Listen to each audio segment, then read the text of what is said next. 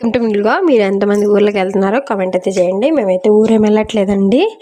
అయితే మార్కెట్కి వచ్చాను. చాలా తక్కువ మంది ఉన్నారు, ఎందుకంటే అందరూ ఆల్మోస్ట్ ఊర్లోకి వెళ్ళిపోతున్నారు కాబట్టి. అండ్ వీకెండ్ కూడా. ఇంకా ఊర్లోకి వెళ్ళేటప్పుడు ఎవరు కూరగాయలు అయితే కొనరు కదా, ఇంకా ఎక్కడ చూసినా ఫుల్ కూరగాయలు ఉన్నాయి. అండ్ రేట్లు కూడా చాలా తక్కువ. ఈ మధ్య టమాటా రేటు బాగా హై ఉండే, ఈరోజైతే 20కి అలాగే అరుస్తున్నారు ఇస్తున్నామని. అండ్ పిండి మిల్కి వచ్చేసాను. ఫుల్ ఉన్నారు అక్కడ కూడా. నేను ఆల్రెడీ 1 అవర్ బ్యాక్ ఇచ్చేసి వచ్చాను. సో ఇంకా ఇది తీసుకొని నాకు కావాల్సిన కూరగాయలు తీసుకొని ఇంటికైతే వచ్చేసాను. ఎప్పుడు ఊర్లోకి వెళ్తాము ఫెస్టివల్కి, ఈసారి అయితే వెళ్ళట్లేదు.